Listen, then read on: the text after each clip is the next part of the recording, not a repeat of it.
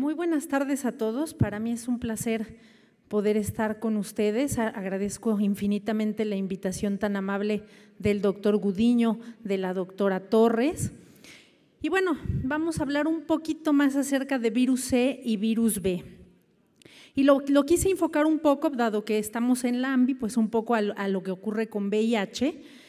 Y bueno, creo que hemos ya visto en las pláticas previas que en realidad el paciente con hepatitis C es un paciente de muy alto riesgo. A mí me sorprende mucho cómo cuando lo comparamos con la población general, que estaríamos hablando que para el caso de México pues se estima una prevalencia alrededor del 0.6, 0.8%, o sea menor al 1%.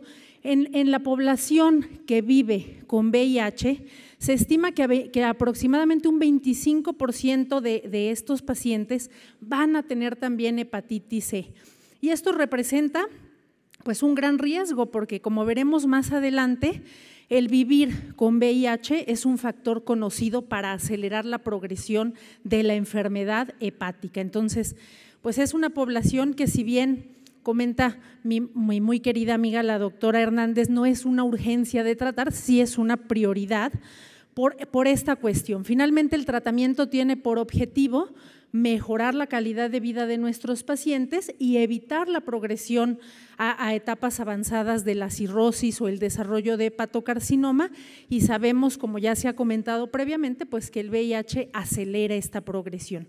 No nos olvidemos de las manifestaciones extrahepáticas. Antes creíamos que esto era algo raro, pero nuevos estudios ya en épocas más recientes nos hablan que las manifestaciones extrahepáticas pueden presentarse hasta en un 75% de los pacientes. Y esto es porque en la actualidad se le da mucho peso a síntomas que antes considerábamos poco importantes, como lo son los síntomas inespecíficos. Seguramente ustedes han visto que los pacientes con hepatitis C de lo que más se quejan es de fatiga, por ejemplo, ¿no? ¿Y qué solíamos antes decirles? Pues es por lo mismo, señora, no se preocupe, aprenda casi que a vivir con la fatiga.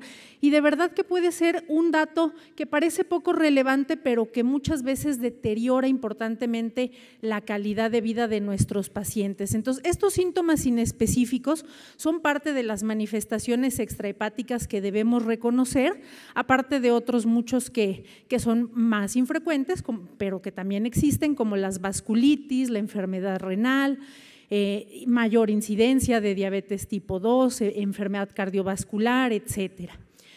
Fibrosis y cirrosis. Ya vimos que no todos los pacientes progresan, pero en el caso particular del paciente que vive con VIH, esta progresión va a ser mucho más frecuente que en el paciente monoinfectado. Y bueno, pues tenemos todas estas fases de la enfermedad, como vemos aquí. Se incrementa también el riesgo de insuficiencia hepática aguda, el riesgo de desarrollo de carcinoma hepatocelular, así como la mortalidad relacionada a enfermedad hepática. Entonces, eso es siempre muy importante considerarlo. ¿Qué pasa con nuestros pacientes o sus pacientes? Porque en realidad es el infectólogo el que atiende el HIV, pero vean que cuando coexisten los dos virus, pues esto va a tener un impacto en la mortalidad. Esta ya la habíamos visto en presentaciones previas. Esto impacta en la mortalidad general, en la mortalidad hepática. Son pacientes que van a tener mucho mayor riesgo de descompensación hepática y de enfermedades o eventos relacionados a la propia enfermedad hepática, como mayor riesgo de descompensación, como ascitis, hemorragia variceal, encefalopatía. De ahí que es muy importante que estos pacientes accedan a tratamiento. Lamentablemente, pues ya en 2019 en nuestro país todavía estamos luchando por el acceso a estos tratamientos, ¿no? Yo, por ejemplo, podríamos poner el ejemplo de que ¿por qué los Capacits no tienen estos tratamientos? Eso sería una prioridad teniendo una prevalencia tan alta de hasta el 25% estimado, ¿no? Entonces, sabemos que los tratamientos son efectivos, tenemos cada vez más herramientas de diagnóstico. Quizá en México ahora lo que nos toca es poder pues luchar por tener ese acceso universal a los tratamientos, porque está bien demostrado que los pacientes que no logran esta respuesta viral sostenida, pues aquí lo tenemos. Esto impacta en su mortalidad. Ahora, ¿Qué cosa explica en buena parte que una vez que el paciente logra la respuesta viral sostenida? Ustedes pueden ver aquí esta comparación en la cual los que sí logran la respuesta viral sostenida versus los que no, se habla de que puede haber un proceso de regresión de la fibrosis, que eso explica pues que estos pacientes tengan menor riesgo de descompensación de la enfermedad, como ascitis, como encefalopatía, etcétera, mucho menor riesgo de desarrollo de hepatocarcinoma. Entonces es importante que estos pacientes pues accedan a tratamiento. Aquí vemos cómo impacta el VIH en la hepatopatía crónica. La línea punteada, pues vemos los pacientes que están coinfectados con VIH y virus de hepatitis C, y la línea continua, los pacientes que solo tienen monoinfección por hepatitis C. Y lo más importante se encuentra entre esta llave que nos habla de que si nosotros vemos la línea horizontal, que sería el punto en donde el paciente pues progresa a fibrosis avanzada o cirrosis, podemos claramente notar cómo los pacientes coinfectados lo hacen más tempranamente que aquel que solo tiene hepatitis C. Entonces, este estudio en particular nos habla que los pacientes coinfectados van a tener un riesgo mayor de cirrosis que ocurre hasta 9.2 años antes versus el mono infectado. Entonces, esto es importante reconocerlo. Por otro lado, ustedes lo saben también muy bien, es importante, y ya se mencionó previamente, que estos pacientes que viven también con VIH pues estén recibiendo el tratamiento oportuno para esta enfermedad, ya que otro de los grandes factores que favorece la progresión de la fibrosis en el paciente coinfectado va a ser en buena medida la carga viral de hepatitis C. Un paciente, como ustedes pueden ver aquí, que tiene una carga viral indetectable para VIH, pues va a tener menor riesgo de progresión que aquel que tiene una carga detectable, y a mayor es esta carga detectable, mayor riesgo de progresión. Entonces es muy importante que el tratamiento pues se esté llevando a cabo para tanto tratar la hepatitis C, pero antes de ello estar seguros que le están ustedes dando el tratamiento correcto para el VIH al paciente. Los pacientes que además tienen cuentas de CD4 bajas en presencia de cargas virales altas van a tener mayor riesgo de progresión de la enfermedad. Entonces hay que tratar las dos condiciones. Y aquí vemos nuevamente cómo esto pues tiene un impacto en la supervivencia de los pacientes con hepatitis C. Particularmente aquí, ¿y por qué nos interesa que se curen antes de que desarrollen cirrosis? Ya vimos que el paciente con VIH pues va a tener mayor riesgo de progresión de la enfermedad. Básicamente va a ser porque una vez que hay cirrosis, su pronóstico pues va a verse comprometido.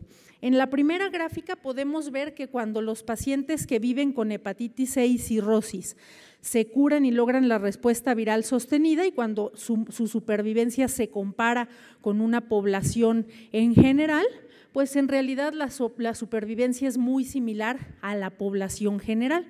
El problema lo tenemos cuando estos pacientes se progresan a la cirrosis, pero pues por alguna razón no lograron la respuesta viral sostenida. Ya aquí vemos claramente cómo se separan las curvas, y el paciente con hepatitis C que no logra la respuesta viral pues tiene una mucho mayor mortalidad.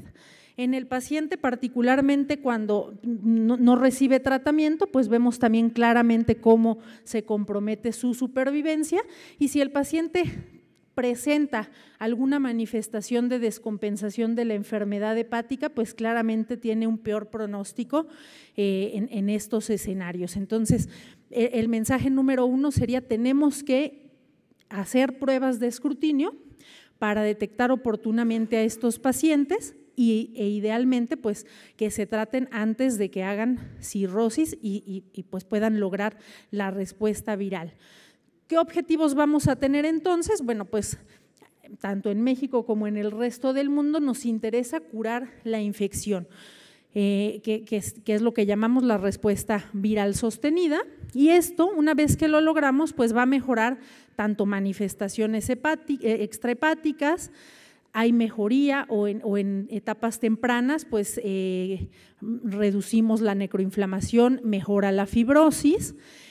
reduce el riesgo de desarrollo de carcinoma hepatocelular, de descompensación de la enfermedad y en términos generales pues se reduce la mortalidad asociada a causa hepática y a otras causas. No solo eso, tratar la infección pues reduce la carga global de la enfermedad. Hay muchos estudios que nos hablan también de cómo mejora la calidad de vida en estos pacientes.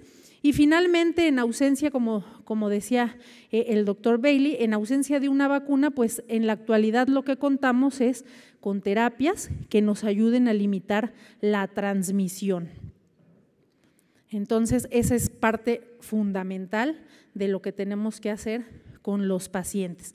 Evaluación pretratamiento, es muy importante no olvidarnos que además de confirmar la carga viral, actualmente el genotipo pues ya con los pangenotípicos va dejando de cobrar importancia, quizás salvo el genotipo 3, pero no nos olvidemos de evaluar cosas que son muy importantes para poder determinar cuál va a ser el tratamiento idóneo para nuestros pacientes y poder establecer su pronóstico y su seguimiento en el caso, por ejemplo, de los pacientes con fibrosis avanzada o cirrosis. Entonces, algo muy importante es evaluar comorbilidades que puedan acelerar la progresión de la enfermedad. En este caso, en pacientes con VIH, pues deben estar recibiendo un tratamiento para que el VIH esté en un óptimo control.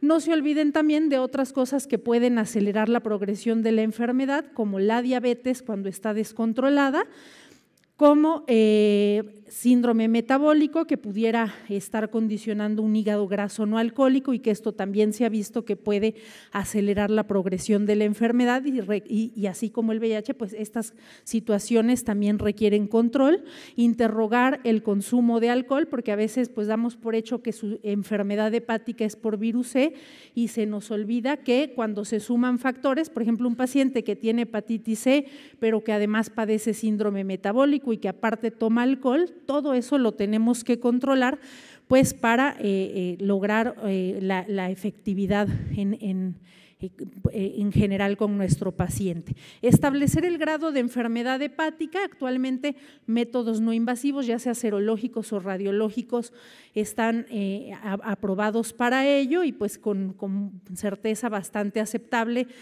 una exactitud de arriba de 80-85%, pues nos van a permitir establecer el grado de enfermedad hepática. Y particularmente aquí hacían hace rato la pregunta de qué tan certero podría ser el FibroScan o el FIB4 o el ARFI. En realidad, en el caso específico de hepatitis C, lo que nos interesa es discriminar aquel que tiene fibrosis avanzada o cirrosis, es decir, etapas F3 y F4, de etapas más tempranas. Quizá en otras etiologías, como el hígado graso no alcohólico, como la hepatitis de tipo autoinmune, como la propia enfermedad por alcohol, sí tenemos interés en saber el estadio exacto de la enfermedad, pero para el caso de hepatitis C, lo que nos interesa es eso, el que está en F3 o F4, es decir, fibrosis avanzada o cirrosis. La importancia de saber esto es porque a esos los vamos a tratar, pero posteriormente los vamos a vigilar de por vida, por lo menos con un ultrasonido, con pruebas de función hepática, porque sabemos que aunque el riesgo de hepatocarcinoma y de descompensación disminuye sustancialmente, pues siempre prevalece en un porcentaje bajo.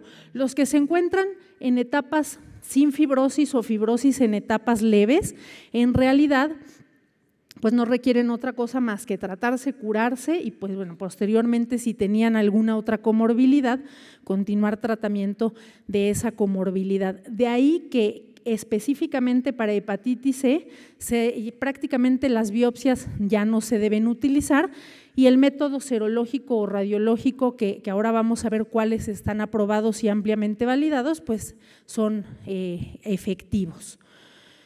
No olvidarnos también el escrutinio de carcinoma hepatocelular en todos aquellos que tengan una fibrosis avanzada o cirrosis. Es muy importante cada 6 meses estar realizando ultrasonidos y pedirle al radiólogo que específicamente busque nódulos sospechosos, pues para poder darles tratamiento en su caso. Función renal, porque sabemos que como manifestación extrahepática también puede haber compromiso en la función renal y quizá esto cobra importancia para tomar la decisión de qué esquema de tratamiento podríamos utilizar. Evaluar otros virus, ya decíamos, si el paciente tiene VIH, ustedes se deberán encargar de dar tratamiento específico y en el caso de hepatitis A y B, pues no olvidarnos que si el paciente no ha estado expuesto, enviarlo a vacunar, porque ya comentaban el doctor Rivero, bueno, de repente tenemos la vacuna, pero pues no la utilizamos. En la hepatitis B está escasa en nuestro país, pero bueno, es importante buscarlo y si nuestro paciente no ha estado expuesto, que se vacune. Métodos para evaluar la fibrosis, en realidad las guías europeas recomiendan todos estos. ¿Cuál vamos a usar?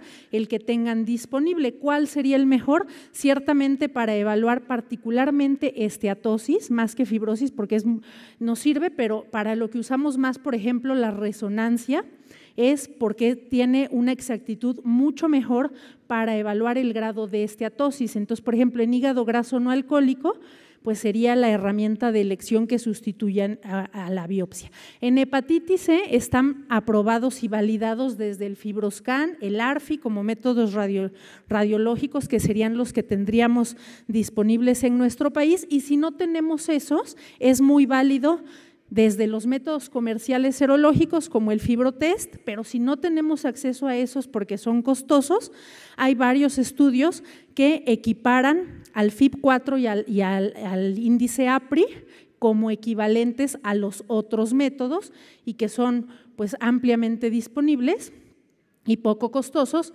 y quizá en donde tendríamos que a echar mano de algún otro método, por decir APRI y después proceder con un FibroScan es cuando caen en la zona gris, es decir, en donde nos dice pues cae entre F2 y F3.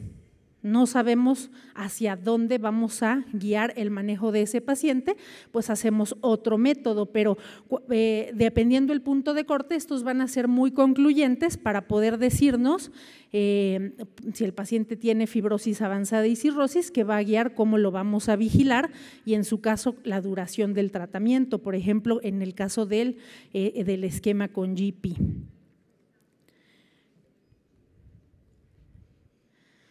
Respecto al tratamiento, ¿qué tenemos? Bueno, en México, aunque vamos siempre atrás de otros países, pero pues ya tenemos esquemas pangenotípicos, prácticamente ya igual que en otras regiones del mundo, desde 2016 tenemos ya los pangenotípicos, que serían sofosbuvir con velpatasvir y glecaprevir con pibrentasvir, que los vamos a usar pues prácticamente por 12 semanas o en el caso de GP, que es glecaprevir pibrentasvir, 8, 12 o 16 semanas según la condición clínica del paciente. Anteriormente, en la época de los interferones, algo que preocupaba mucho era un factor de mal pronóstico para la respuesta viral sostenida, que nuestro paciente estuviera coinfectado con HIV y ustedes pueden ver que comparado con los monoinfectados, que es la barra azul, pues en la época de los interferones, pues prácticamente al inicio, pues los pacientes coinfectados ni siquiera tenían opción de respuesta, interferón ribavirina e interferón pegilado ribavirina ya había respuesta, pero era muchísimo menor comparado al paciente monoinfectado. En realidad ese problema pues ya no se considera un factor que influya en la respuesta del paciente, siempre y cuando el VIH se encuentre también en control y ustedes pueden ver cómo con los nuevos esquemas antivirales de acción directa, desde los más viejitos que era telaprevir y boceprevir, pues prácticamente ese factor de mal pronóstico para la respuesta que era el VIH, pues ya no lo es. De ahí que pues realmente en la actualidad prácticamente lo que más tenemos que cuidar en el paciente coinfectado pues serán las interacciones farmacológicas. Antes también teníamos una cantidad de contraindicaciones para el tratamiento que dejaban fuera a muchos pacientes. En la actualidad hoy valoramos individualmente cada caso, prácticamente todos deben tratarse y valoraríamos solo en aquellos que tengan pobre expectativa de vida. ¿Cuáles tenemos disponibles? Bueno, en México todavía hay algunos genotipos específicos, pero en realidad pues ya tenemos los dos que van a ser los más simples, que serían sofosbuvir, velpatasvir, glecaprevir, pibrentasvir, que son esquemas pangenotípicos y que pues ya están disponibles en México para el tratamiento tanto de los pacientes monoinfectados como de los pacientes coinfectados con HIV. Y quizá la única precaución que debemos tener es con el genotipo 3, porque noten que si bien los dos esquemas están aprobados, cuando nuestro paciente es genotipo 3, ya sea monoinfectado o coinfectado, pero tiene cirrosis, es muy importante pues que evaluemos cómo lo vamos a tratar. Para genotipo 3 en pacientes con cirrosis compensada se recomienda, esto está tomado de las guías europeas, que si tenemos disponibles las pruebas de resistencia para la NS5A, que sería el factor cuando está presente de mal pronóstico en estos pacientes cirróticos con genotipo 3, si no lo tenemos disponible, que sería pues el escenario de muchos de nosotros, no lo tenemos disponible y en realidad el esquema que nos tocaría dar a este paciente pues sería sofosbuvir, velpatasvir, pero no olvidarnos que lo que debemos hacer es agregar ribavirina y ese tratamiento, esto por kilo de peso, y eso se va a dejar por 12 semanas. Si tenemos disponible el otro pangenotípico, que es glecaprevir, pibrentasvir, el tratamiento será por 12 semanas en aquellos que son vírgenes a tratamiento previo o lo extenderemos por 16 semanas en aquellos que ya tienen historia de falla a interferón pegilado ribavirina o interferón pegilado ribavirina más sofosbuvir. Ese sería realmente nuestro escenario, porque sofosbuvir, velpatasvir, voxilaprevir todavía no está en México, pero bueno, será una opción quizá a futuro para estos pacientes. Y bueno, las pruebas de resistencia, pues en realidad no las tenemos ampliamente disponibles. ¿Por qué surge esta recomendación de agregar ribavirina? Bueno, pues porque en este estudio en particular, cuando se vio cómo les iba a los pacientes con sofosbuvir, velpatasvir versus los que se les agregaba ribavirina, ustedes pueden ver que en los que solo recibían sofosbuvir, velpatasvir se quedaba subóptima la respuesta y cuando se agregaba ribavirina alcanzábamos la respuesta viral por arriba de 95%. Cuando se hizo un subanálisis para ver por qué ocurría esto, se vio que, noten aquí este 19% que tenía variantes de resistencia, específicamente esta que es la Y93H, pues eso explicaba la respuesta subóptima, pero cuando se agregaba ribavirina a estos pacientes con esta variante de resistencia, se lograba con éxito el tratamiento. Por eso se hace esa recomendación, o si tenemos disponible el otro, pues no olvidarnos de extender el tratamiento a 16 semanas. Entonces, ¿qué hay de evidencia? Y así es como estamos también trabajando en México, de eficacia, seguridad en el paciente coinfectado. Vamos a hablar un poco de interacciones farmacológicas, que creo que es el punto más importante, y pues no olvidarnos de evaluar comorbilidades hepáticas y renales. Entonces, como decíamos, ya en la actualidad con estos nuevos agentes ya no se considera un factor de mal pronóstico que el paciente esté coinfectado, siempre y cuando esté recibiendo un tratamiento óptimo para el VIH y que el VIH esté en control. Este es el estudio Astral 5, que ustedes pueden ver que prácticamente para todos los genotipos, en todos los pacientes que recibieron sofosbuvir, velpatasvir por 12 semanas, estando coinfectados con VIH, eran pacientes que pues estaban recibiendo y estaban estables respecto a su tratamiento del VIH, y bueno, pues en este escenario podemos ver que pues prácticamente la respuesta es muy similar a la del paciente monoinfectado, es decir, ya el vivir con VIH, siempre y cuando esté en control, pues ya no influye en la respuesta al tratamiento de nuestros pacientes. Van a responder de forma óptima por arriba del 95% para lograr la respuesta viral sostenida. Cuando en este estudio estos pacientes coinfectados VIH, virus de hepatitis C, se clasificaron de acuerdo al grado de su enfermedad hepática, sin cirrosis o con cirrosis, y si eran vírgenes a tratamiento o estaban ya con falla a tratamiento previo con interferón ribavirina, pues vimos que también la respuesta es bastante óptima. Entonces, este es un ejemplo de cómo el esquema de sofosbuvir-velpatasvir es igualmente efectivo en el paciente coinfectado como en el monoinfectado. Y respecto a la seguridad, en este Astral 5 que evaluó los pacientes coinfectados, pues en realidad vemos que eventos graves fueron muy extraños, 2%, apenas 2% que hubieran descontinuado el tratamiento por efectos adversos. En general hubo eventos adversos, pero pues tolerados, los que presenta el paciente monoinfectado: náusea, algo de cefalea, malestar general, generalmente las primeras 2 semanas, y posteriormente lo toleran mejor. Entonces vemos que es un esquema eficaz y seguro en los pacientes coinfectados por VIH. El otro pangenotípico, que es Glecaprevir-Pibrentasvir, bueno, esto está sustentado en el Expedition 2, que también incluyó pacientes coinfectados VIH virus C. Aquí podemos ver las dosis que recibieron. El criterio pues era cualquier genotipo, pero que tuvieran infección por VIH. Se incluyeron tanto personas sin cirrosis como cirróticos, y la duración fue para los de sin cirrosis 8 semanas y con cirrosis 12 semanas. Se incluyeron también pacientes tanto vírgenes como experimentados a tratamiento. También en esto un criterio muy importante fue que estuvieran recibiendo tratamiento para el VIH y que se encontraran estables en ese tratamiento. Entonces, aquí excluyeron los pacientes genotipo 3. Y bueno, igual el punto, el punto importante fue que lograran la respuesta viral sostenida. Entonces, aquí ustedes pueden ver que las características de cómo eran los pacientes: el 10% tenía cirrosis compensada, menos de 1% descontinuaron tratamiento. Todos los pacientes, pues en realidad, es decir, el tratamiento del virus C no afectó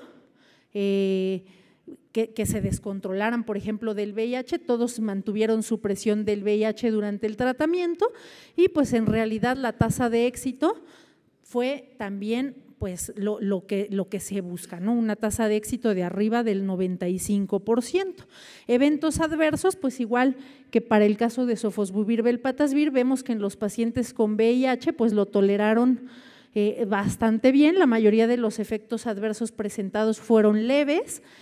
Hubo una incidencia muy baja de eventos adversos serios. La mayoría de los eventos: fatiga, náusea, cefalea, nasofaringitis, ¿no? Y pues no hubo elevaciones graves de enzimas hepáticas. Entonces vemos que estos estudios sustentan estas recomendaciones. Prácticamente antes hacíamos distinción entre cómo tratar al paciente monoinfectado del paciente coinfectado. En la actualidad vemos que tanto el paciente monoinfectado como en estos estudios los pacientes coinfectados tienen tasas de respuesta muy buenas con los 2 pangenotípicos y son esquemas muy bien tolerados. Entonces, enfocándonos en la parte de los pangenotípicos, lo único es pues prescribirlos a la dosis correcta. Para los pacientes que no tienen cirrosis, mono o coinfectados, pues sofosbuvir-velpatasvir en todos ellos es durante 12 semanas, en todos los genotipos, sin importar si son vírgenes a tratamiento o si ya tuvieron antecedente de falla. Y en el caso de Glecaprevir-Pibrentasvir, aquí se permite el tratamiento por 8 semanas, a excepción del genotipo 3, en el caso de que estos pacientes hayan tenido falla a interferón ribavirina, que lo extenderemos por 12 semanas. Ahora, para el caso de los pacientes cirróticos compensados, es decir, aquí vamos a incluir los F4 que estén en Child A, pero también los de que tengan F3 o fibrosis avanzada se deben manejar como cirróticos. Prácticamente aquí cualquiera de los 2 pangenotípicos es por 12 semanas. Aquí no tenemos el 3, ahorita vamos a lo que mencionábamos, el 3 particularmente, pues tenemos que ver si vamos a usar ribavirina con sofosbuvir-velpatasvir, y si usamos GP, pues 12 semanas también, a excepción del genotipo 3 que lo trataríamos por 12 semanas. ¿no? En base a lo que comentábamos bueno, no tenemos disponibles las resistencias, entonces lo que sí tenemos disponible es sofosbuvir con velpatasvir. Lo único que haríamos es, si es genotipo 3 nuestro paciente y es cirrótico, agregar ribavirina, o si el que tenemos disponible es el otro, pues si está experimentado a tratamiento con falla, extenderlo a 16 semanas. Ya lo habíamos comentado. Respecto a las interacciones, que quizá es la parte, porque si ven, pues no hay diferencia entre cómo tratamos al monoinfectado que al coinfectado, son las mismas recomendaciones. Lo que sí tienen ustedes que hacer con sus pacientes coinfectados con VIH es cuidar las interacciones. Los que están en rojo, que ya lo vimos en pláticas previas, no deben usarse en conjunto. Los que están en naranja, pues tendríamos que monitorizar sobre todo, por ejemplo, esquemas que ustedes utilizan con relativa frecuencia, pues por ejemplo esquemas con tenofovir para el VIH. Si ustedes van a usar, por ejemplo, sofosbuvir con velpatasvir, lo único pues sería monitorizar la función renal de forma más estrecha. En el caso, por ejemplo, de los inhibidores de proteasa, pues son los que más interacción tienen con los fármacos que ustedes utilizan para el tratamiento del VIH. Entonces aquí pues es muy importante tomar en cuenta sobre todo los que están en rojo y los verde, que pueden utilizar sin ningún problema, ¿no? En realidad esto también ha avanzado mucho, porque ahora ustedes tienen fármacos con inhibidores, por ejemplo, de integrasa, que en general pueden usarse pues con relativa seguridad, bastante seguridad, con los dos pangenotípicos. Y está disponible ya un esquema con tenofovir alefenamida, que eso simplifica mucho la cuestión que nos preocupaba mucho del daño renal. Entonces, bueno, pues esta es como la parte más importante en este paciente coinfectado, cuidar que cuando ustedes seleccionen el esquema que le van a dar no tenga interacción entre los fármacos. Y dos cosas muy importantes: valorar siempre cómo está la función renal del paciente. En realidad, si el paciente tuviera un compromiso renal importante con una tasa de filtración glomerular de menos de 30 mililitros por minuto, el esquema idóneo sería glecaprevir pibrentasvir, porque es el que tiene estudios de seguridad en función renal, aunque también ya hay por ahí un estudio publicado en Journal of Hepatology en mayo de este año, en el cual pacientes que están en diálisis se les dio sofosbuvir velpatasvir y en realidad fue eficaz y fue seguro. Posiblemente las recomendaciones en breve se actualicen y quizá en base a ese estudio, pues sofosbuvir velpatasvir también se pueda utilizar en pacientes con enfermedad renal. A la fecha, tanto las guías americanas como las guías europeas recomiendan en personas con falla renal, con menos de 30 mililitros minuto, glecaprevir pibrentasvir, y en pacientes que tengan aparte enfermedad hepática avanzada, es decir, que estén ya en una fase descompensada. Los Child C se prefiere primero llevarlos a trasplante, y los que estén en Child B solamente es importante recordar que están contraindicados los inhibidores de proteasa, por lo cual el esquema idóneo en estos pacientes descompensados sería esquemas libres de proteasa, por ejemplo, sofosbuvir velpatasvir por 12 semanas, y en los pacientes descompensados también la evidencia nos dice que es muy importante agregar ribavirina para asegurar el éxito en el tratamiento. ¿Qué podemos concluir de hepatitis C? Bueno, pues ya vimos que la coinfección virus C-VIH acelera la progresión de enfermedad hepática, entonces son un grupo que debe tener prioridad para recibir tratamiento. Los pangenotípicos actuales pues en realidad hacen exitoso el tratamiento de estos pacientes coinfectados. La atención a interacciones farmacológicas es algo que no debemos olvidar para cuidar pues que el paciente tenga el mayor de los éxitos en sus dos enfermedades, que siga un adecuado control del VIH y que pueda responder y curarse de la hepatitis C sin riesgos.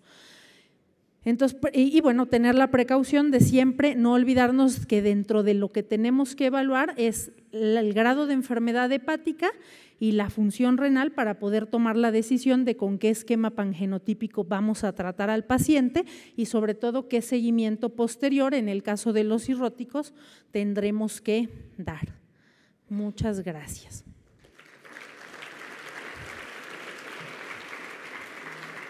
¿Tenemos tiempo para un par de preguntas? Sí, 5 minutitos.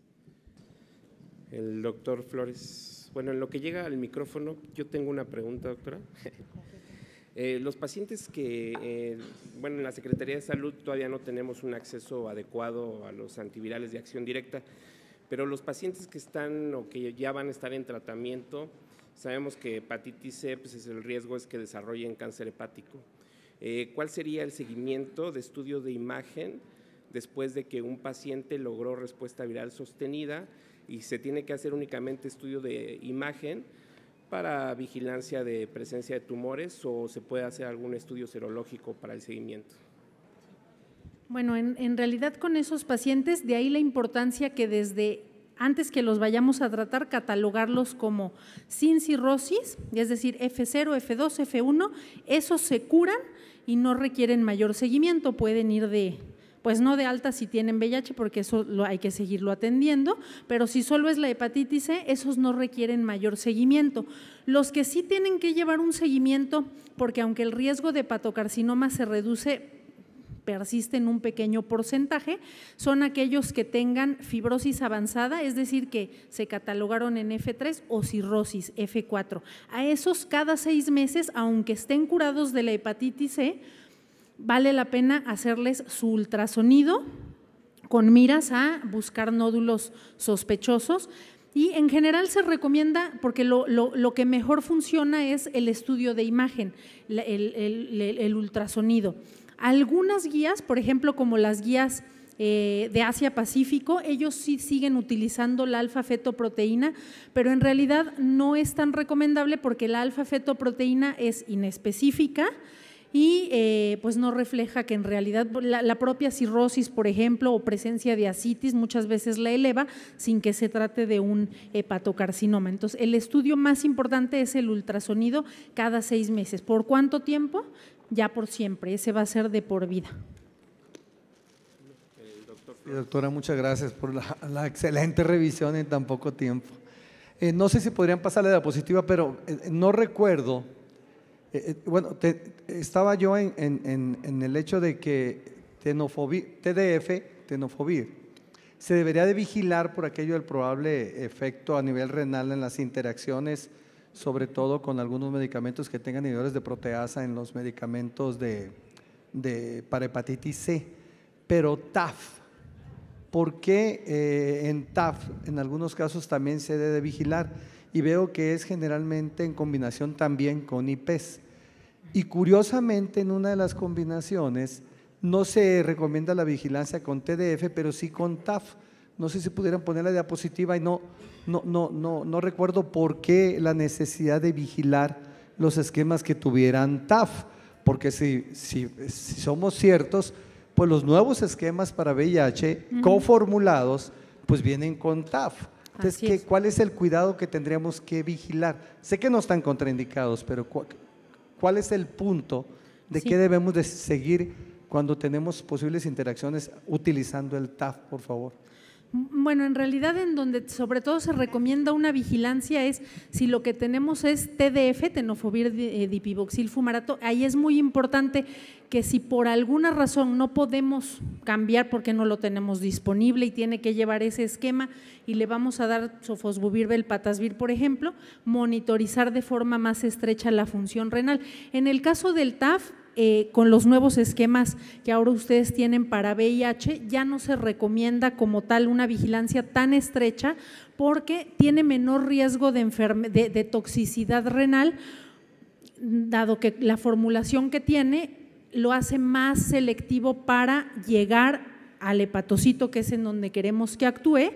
Y en realidad, en el caso, por ejemplo, pensando en hepatitis B, o sea, el TAF nos serviría más para esa cuestión y tiene menos biodisponibilidad en sangre, lo cual lo hace que llegue, digamos, más al sitio de acción y que se quede menos en sangre, lo cual limita su toxicidad tanto a nivel óseo como a nivel renal. Entonces, incluso esto está más estudiado, por ejemplo, en la coinfección virus VIH, en el cual, por ejemplo, los esquemas con TAF, pacientes que se han cambiado de TDF a TAF, o de TDF a Entecavir, por ejemplo, tienen mejorías en la función renal, mejorías en la densidad mineral ósea, entonces el riesgo va a ser mucho menor.